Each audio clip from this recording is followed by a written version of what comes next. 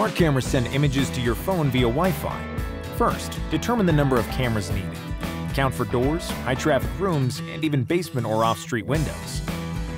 Wi-Fi cameras don't require extra wires, so they can be installed more easily and moved as your needs change.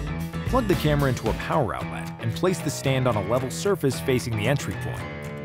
You can also mount cameras with the provided hardware to cover other angles. Follow the steps as prompted and create an account to fully complete setup. Then connect your device to the camera via Bluetooth and follow steps to connect the camera to your home Wi-Fi. Activate and assess the camera's images through your device screen.